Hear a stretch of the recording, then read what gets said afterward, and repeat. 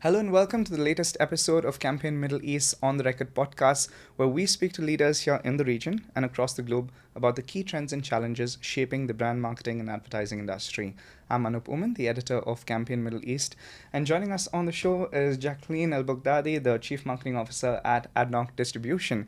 It's great to have you on the show. Amazing to be here. Thank you. Thank you for joining us. Jacqueline, I've been told that there is some interesting news that ADNOC Distribution has to share that's going to go live very, very soon. Probably at the point of time of this shoot, it's not live yet, but by the time this edit is out, it will be live. So, in keeping with the name of the show, can we go on the record with this? I think we can. It's in the oven still, but you're going to be the first one to actually have to announce it too. So we're very happily relaunching our ADNOC Oasis brand. Oh, wonderful. So our convenience store has been there for years. On Monday, we do relaunch it with a new brand, full relaunch, a new brand equity and a new brand promise. Across our F&B proposition, which is amazing. So it's really something very close to my heart. It's a great brand that has been growing for ADNOC Distribution over the past 5 years, specifically fueled by great innovation and product superiority of the F&B between our coffee, hot dogs, matcha. So the team did a great job in doing a great superior product range and menu. And I think over the past few months, what we've been thinking of is we're not giving this brand its justice. Our consumer love our coffee. Our consumers keep coming back. But the way I drive to Abu Dhabi for the ADNOC coffee. Oh, Like, I'm not even you're kidding. one of these people. Yeah, I'm 100% one of these Amazing. people. I love it because you don't get the press a button coffee. You get the ground coffee. Put it in, snap it, then you get the cup, and you get exactly that flavor. Do you know it's a specialty coffee, or you didn't know that? I mean, It's so basically what we've done is we relooked at our heritage, our brand proposition, our branding, and we're relaunching the brand with an On-the-Gourmet proposition on Monday, basically to just tell the rest of the residents and the UAE nation who we are and what are we promising to all our customers, and that we're there to continue to grow that brand and fuel it basically with great F&B propositions. This is great because for all of those people who think that news publications only churn out press releases, no, we don't. We have great scoops and news like this. Jackie mentioned Monday. As of today, it's Friday, the 26th of September. This news is going to go public on Monday, the 29th. So if you're watching this after, know that this news was shared on the record before. Jackie, I'll build on that conversation as well, Jacqueline. How is this fitting into ADNOC Distribution's long-term brand goals? So let me take a step back. So ADNOC Distribution, despite that to the public we're a fuel station, our growth strategy is really behind doubling down our non-fuel retail.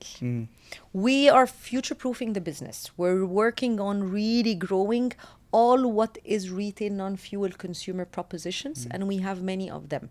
Oasis is one of the biggest, but we're super investing on expanding our EV charging stations across the nation. We're investing on our car wash proposition. Our ADNOC Voyager as our lubricant brand is in 50 countries.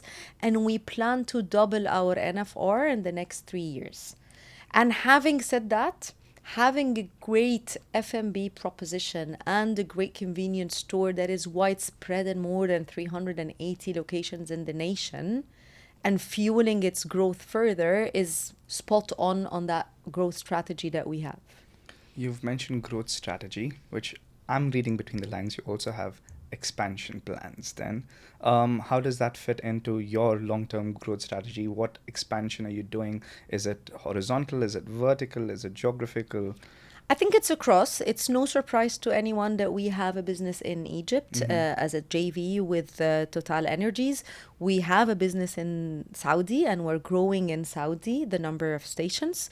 So is our non-fuel proposition as well. So there is always expansion from one end geographically and horizontal expansion, but there is as well deep understanding on how do we fuel and grow market share on our jewel brands. Oasis is one of them.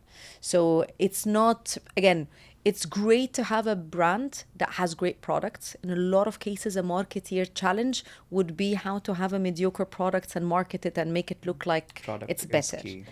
In our case, and honestly, when I joined last year ADNOC Distribution, I was super happily surprised that the brand, the product is super superior. It's way ahead versus the perception. It becomes a super interesting challenge for a marketeer where you have a great product and your challenge is to really tell the world that Come this see, product is experience it. great because you know you're not going to disappoint. Actually, you're going to make consumers happily surprised. I was surprised with the first cup of coffee that one of my team got me. The first, I think, few weeks in the office, I was still ordering different other brands on delivery apps. And then one time, one of my team walks to me and was like, "You're not drinking ADNOC Oasis coffee." And I was like, "ADNOC Oasis coffee? It's a gas station coffee." And he's like, "Have you tried it? Yeah. It's you understand it's a specialty coffee. It's an Arabica beans. This is really the best coffee in the UAE." And I was like, "Really?" I was like, "Yeah, but I never knew about that."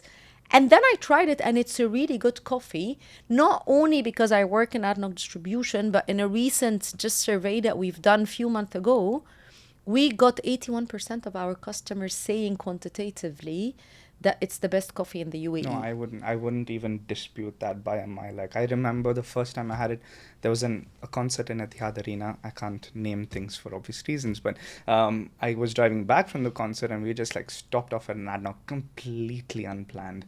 And I needed to get home. I was sleepy, so I was like, okay, let's have a coffee, right? And we had that first cup of coffee and I was like mind blown. I was like, how is this coffee available at a fuel station? Right? It's not Exactly. Nobody told me about it. Nobody told me saying you should go get it. We just happened to have it. And then word of mouth, we just went back, and I still remember that weekend, we literally told all of our friends, "Bro, you need to have this." And I wish they had it in Dubai. And then I was told, listen, you can order it online. You can go and get somebody to pick it up and deliver it to your office. So you still, even if you're in Dubai, you can still have it.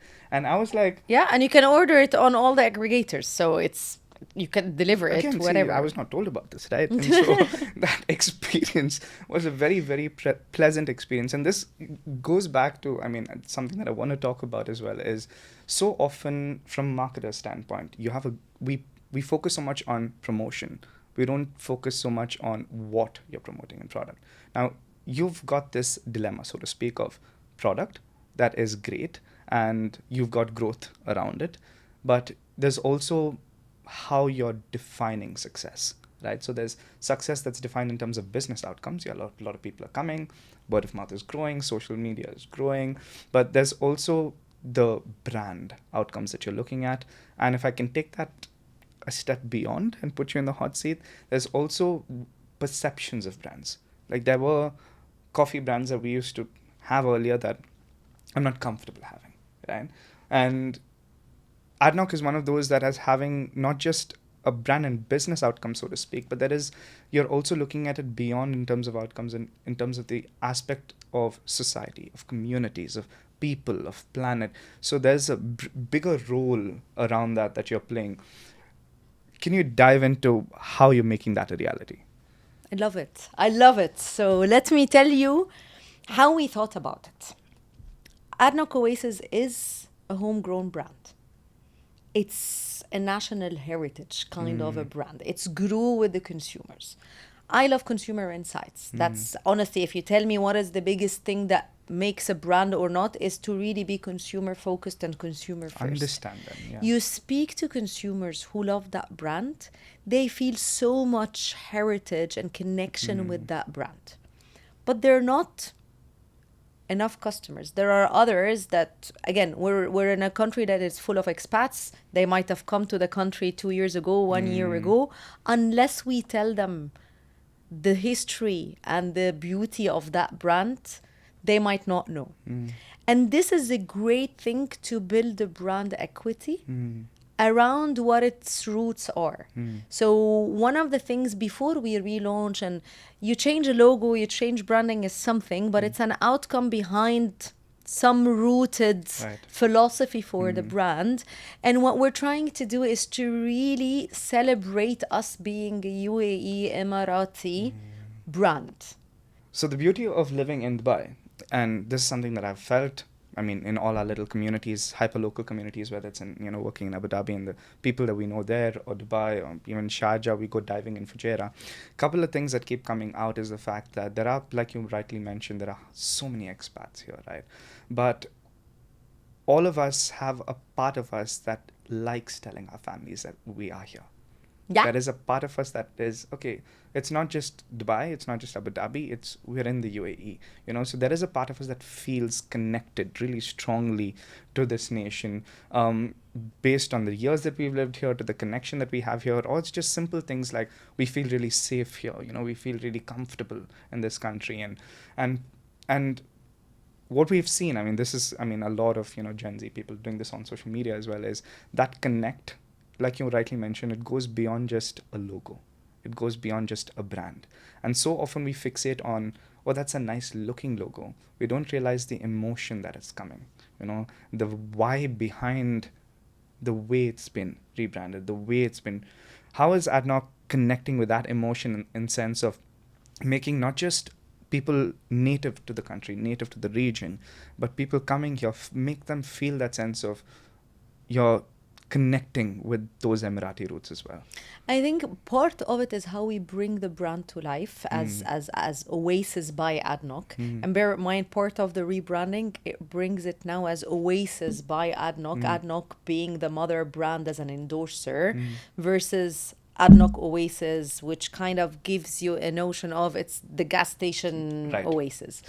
The other thing that is super important when you sit with a consumer, and I was very lucky to sit with a lot of consumers that spoke about how their childhood going to the ADNOC tower on National Day and taking pictures as a family, as kids, was a big outing for them.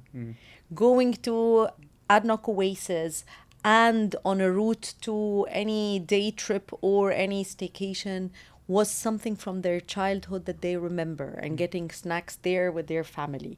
So when you hear these stories, I think one of the things that we need to do is celebrate that stories and remind people of that emotional connections that they always had. But then as we recruit new consumers to the brand, share these stories with them. Again, it's one of the beautiful thing about being a pit stop or being on the way to things is that it brings you a lot of memories. That's true. You go to Fujairah to camp.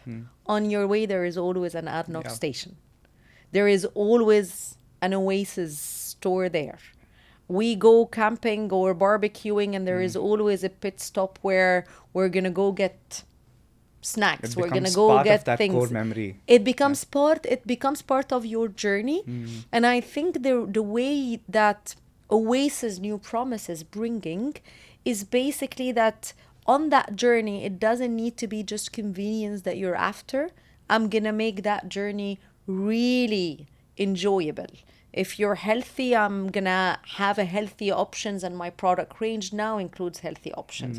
If you're looking for a hot dog, I'm not gonna sell you any hot dog. I'm gonna sell you gourmet hot dog. If you want to grab a coffee, it's a specialty coffee. It's not about when I'm on the way, I need to compromise, versus on the way, I'm gonna give you the gourmet experience that you could get somewhere seated, but on your way without disrupting your journey. I love that. I'm going to pick up two aspects of that. One is an understanding, an in-depth understanding of a consumer, because you care about a consumer. Let's start there. And there's the other aspect of it is focusing on that experience, right? A lot of this is driven through the messaging, but it's also driven through the final delivery of that experience. back in the day, a lot of this was based on intuition, was based on word of mouth, was based on, feedback you received, whether it was online, or through emails or through, surveys that were conducted. Now we're living in a day and age where, fortunately, unfortunately, we have far more advanced analytics. We have a much greater understanding of consumer behavior. We have, LLM dashboards that give us, social listening insights. We've got far more in terms of, whether you're looking at how marketers are targeting, or, how they're working around incrementality, how they're segmenting. It's far more advanced now. But in my head, that also means that much more we are responsible or accountable to understanding and giving the consumer. So it's not just about, I know our briefs sometimes are based around customer acquisition, customer retention, getting more people involved, but there is that end experience that you need to focus on. So how are we leaning into the data that we have now, and with all of these extra tools and technologies, not to plug and play for the sake of it because we have them, but keeping, like you said, consumer experiences and that need to give them that gourmet experience. How is that feeding in? Okay, to start with, and I'm sure you've read it somewhere because it's announced by ADNOC. ADNOC is on a mission to become an AI native. So Right. we're challenged by our board, we're challenged by our chairman to basically push the envelope beyond just all the hype and just the keywords. Yeah. And this is one of the things that the team is working very deeply on. We have a very strong AI, digital and technology strategy that includes advanced analytics. So all the things that you're mentioning already exist, but it's a matter of how can you operationalize this to deliver the right customer experience at the right time in the right place. Because with retail, my job doesn't end when we just push on advertising and then distribute a product. We actually operate our stores. So consumers needs to come at the store, find the product they want at the price they want, with the right service and a smile on the face of the person serving them, right? So we serve consumers. And it's key to do that in two areas. One, how do we analyze this data? And how do we make sure that we have the right tech and the right tools for this plenty of data to be at a fingertip so that the right people are making the right decisions? But then how do we make sure that we take all of this and give consumers a different experience? So one of the things, for example, that the team, and again, within that bigger strategy, but I'll give you a couple of examples that are tangible, that in ADNOC Distribution, we just actually executed on Oasis, is we've done through ML and AI models, segmentation of our stores. Okay. We know that a store on the highway on the way to Ras Al Khaimah might have different consumer segments needing different product arrangement and assortment versus another store next to a factory or in an industrial area versus a highway on a Sheikh Zayed. And basically, with these insights, we've got 7 different segments, 7 different product assortments that the team is working on, where you will not go into every station and find the same product portfolio present to you. It's based on what the consumer needs. So we serve what the customer wants, not try to push to the customer what we believe we're going to make money on. Right. And I think once you start to do that, it's complex. To be honest, it's not easy. It's complex. It takes a lot of brains and a lot of constant iteration of reiteration because the models keep building itself. But as well, it needs intent. It cannot be haphazard. It needs intention to do that. One of the things that we're working on now as well is, again, you said customer experience. You get customer satisfaction surveys. You get the voice of customers. You get NPS scores. People rate you after every transaction. You have a lot of insights on social media, and you have a lot of insights from your loyalty program. Bringing this all together and trying to understand consumer personas, again, beyond the demographics and beyond this person is Egyptian, 30-year-old, this doesn't tell you much about the consumer, and trying to draw journeys of what customers may want from a journey to the ADNOC station is key. And we're building the journeys and the experiences on that back of these insights. That's interesting, because then it's actually leaning into the first party data that you already have to deliver better customer experiences. Is there an education piece, not just externally to the agencies, audiences that are supporting you along this piece, but also internally within your marketing teams to get everybody on board with that level of upskilling that is required to make that change? I think it's a journey, and it will continue to be a journey of upskilling. 3 years ago, we were talking analytics and incrementality, and how are we going to do that? Now it's AI. Tomorrow it's both together, and I don't think it has an end. Yeah. I think it's a matter of agility is what matters. If you're agile enough to make sure you adopt the right thing to do for your business as quickly as possible and upskill yourself constantly, this is what will make some brands and some businesses thrive versus some other brands that might not be. I love that. ADNOC is setting a benchmark, breaking these silos, having these real conversations. Love it.